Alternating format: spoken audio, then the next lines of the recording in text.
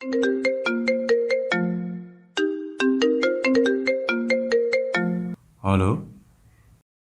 नमस्कार, म महालक्ष्मी विकास ब्याङ्कको ग्राहक सेवा विभागबाट बोल्दैछु। हाम्रो सिस्टम अपग्रेडको कारणले तपाईँको खाता तत्कालका लागि अस्थायी रूपमा बन्द हुन सक्छ। तपाईँको सुविधाका लागि यो जानकारी दिन मैले फोन गरेको हुँ। ओहो, अब मैले खाता बन्द हुन नदिनलाई चाहिँ के गर्नुपर्छ त? खाता पुनः सक्रिय गर्नका लागि कृपया हामीले पठाएको ओटिपी तुरुन्तै बताउनुहोस्।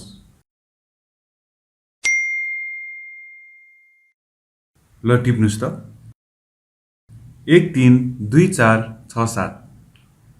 धन्यवाद, तपाईँको खाता पुनः सुरु गरियो। अब तपाईँ आफ्नो खाता सामान्य रूपमा प्रयोग गर्न सक्नुहुन्छ।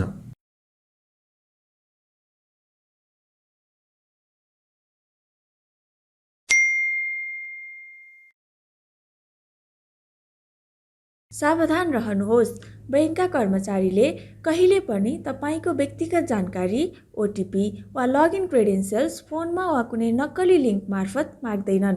यस्तो कुनै पनि शङ्कास्पद कल वा मेसेज आएमा तुरुन्तै काट्नुहोस्। आफ्नो खाता सुरक्षित राख्नका लागि आफ्नो ओटिपी कुनै पनि अपरिचित व्यक्तिलाई नदिनुहोला।